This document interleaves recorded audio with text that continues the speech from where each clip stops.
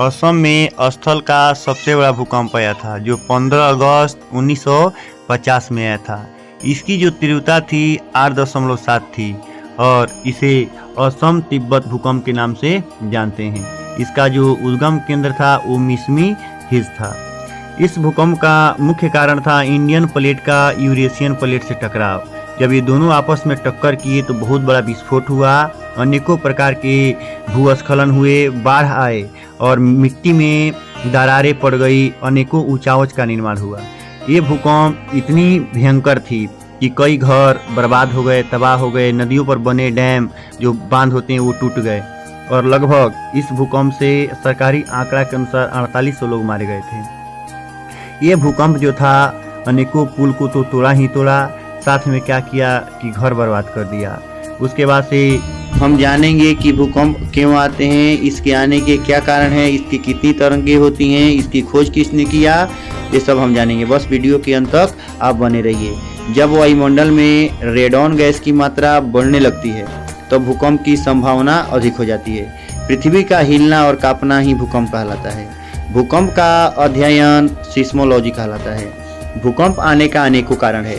भूकंप आने का जो पहला कारण है वो हो जाएगा विवर्तनिक प्लेटों की गति।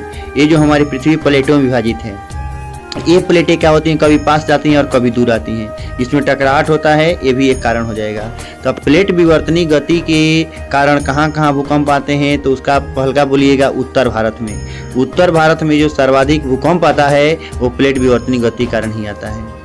उसके बाद 2 नंबर में बोलिएगा कि हिंद महासागर, तब प्लेट विवर्तनिक गति कारण हिंद महासागर में भूकंप आते हैं। और 3 नंबर में बोलिएगा कि पैसिफिक ओशियन यानी कि प्रशांत महासागर में भी भूकंप आने के कारण क्या है, तब प्लेट विवर्तनिक गति है, जिसमें से प्रशांत महासागर में सबसे ज़्यादा भूकंप आता है।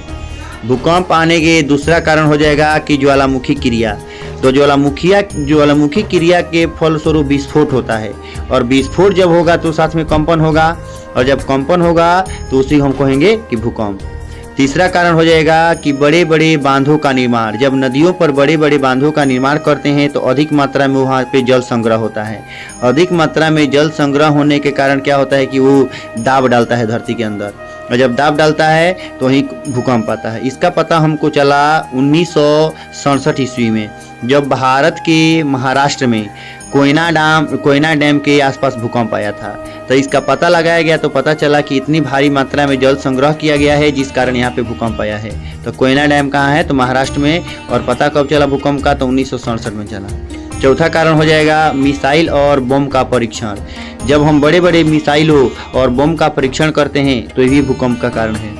कारण यह है कि जब हम बम विस्फोट करते हैं उसको जांच करने के लिए, तो धरती के अंदर ही बम फोड़ा जाता है जिस कारण धरती में कंपन होता है, तो ये भूकंप का कारण हो जाएगा। ठीक है, देखिए अब हम जानेंगे कि भूकंपीय तरंग और भूकंप कहाँ से उत्पन्न होते हैं एवं सबसे पहले भूकंप कहाँ पहुँचता है। देखिए, पृथ्वी के अंदर का वह स्थान जहाँ भूकंप की शुरुआत होती है या पृथ्वी के अंदर की जो आंतरिक प्लेटें हैं जो जहाँ से गतिमान होती है उसे उद्गम केंद्र कहते हैं। ये पृथ्वी के अंदर होता है और उद्गम केंद्र से सबसे पहले भूकंप के झटके पृथ्वी के सतह के जिस भाग पर पहुंचती है उसे अधिकेंद्र कहते हैं। अधिकेंद्र पर ही हमें भूकंप के झटके सबसे पहले महसूस होते हैं। देखिए, भूकंपीय जो तरंग होती हैं ये 3 प्रकार की होती हैं। पहला में प्राथमिक तरंग, 2 में द्वितीयक तरंग और 3 नंबर में बोलिएगा अंतिम तरंग। अंतिम तरंग को लव तरंग भी कहते हैं क्योंकि इस तरंग की खोज लव वैज्ञानिक ने किया था। देखिए, प्राथमिक तरंग के बारे में हम जानेंगे। जो प्राथमिक तरंग है इसे पी से सूचित किया जाता है। इसकी चाल 8 से 11 किलोमीटर प्रति सेकेंड होता है। ये तरंगे ध्वनि तरंग की तरह चलती है। जिस प्रकार ध्वनि तरंगे चलती हैं ठीक उसी प्रकार ये भी तरंगे चलती हैं। ये तरंगे ठोस, तरल और गैस ये तीनों माध्यमों में चलती है। चाहे हम पानी में चला लें, सतह पर चला लें या गैस में चला लें, ये तीनों में चलती हैं। देखिए, सिस्मोग्राफ को पता भी नहीं चलता है कि ये प्राथमिक तरंग कब आया और कब गया, पता ही नहीं चलता है। 2 नंबर बोलिएगा द्वितीयक तरंग। द्वितीयक तरंग को यश से सूचित किया जाता है। इस तरंग को अनुप्रस्थ तरंग भी कहते हैं और इसकी जो चाल होती है 6 से 8 किलोमीटर प्रति सेकेंड होता है। माने 6 से 8 किलोमीटर प्रति सेकेंड की चाल से द्वितीयक तरंग चलता है। यह तरंग जो है प्रकाश तरंग की तरह कार्य करता है। इस तरंग के बारे में ये जो है ये चलता है प्रकाश तरंग भी चलता है, और ये ठोस के माध्यम ठोस में ही गति करता है।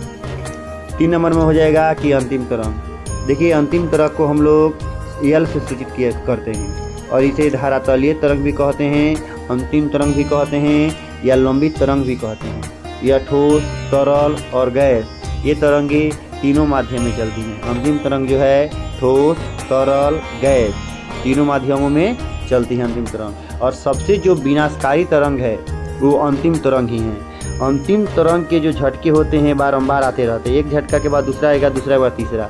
जो अंतिम तरंगे हैं ये जिग जैग, या अर्थात जिस प्रकार सांप चलता है ठीक उसी प्रकार अंतिम तरंगे चलती हैं। ये भूमि के अंदर ट्विस्ट करके चलती हैं, इसलिए भूमि को क्या करती हैं, धाराशायी कर देती हैं, गिरा देती हैं। ये सबसे हानिकारक होती हैं, इससे भारी जान माल की क्षति होती है। ठीक है। भूकंप का मापन सिस्मोग्राफ से किया जाता है। सिस्मोग्राफ ये बताता है कि कितनी तीव्रता से भूकंप आई है। इसका जो मापने की इकाई है वो रिक्टर स्केल है। रिक्टर स्केल में बताता है कि 5 तीव्रता की, 5.2 तीव्रता, कितनी तीव्रता की भूकंप आई और कितनी जान माल की क्षति पहुंचाएगी। देखिए इसकी खोज चार्ल्स फ्रांसीसी रिक्टर ने किया था, इसीलिए इसका नाम पड़ा रिक्टर स्केल। वीडियो पसंद आई हो तो लाइक, शेयर, कमेंट जरूर करें और सब्सक्राइब भी करें ताकि मेरी अगली वीडियो अब तक पहुंच सके। धन्यवाद।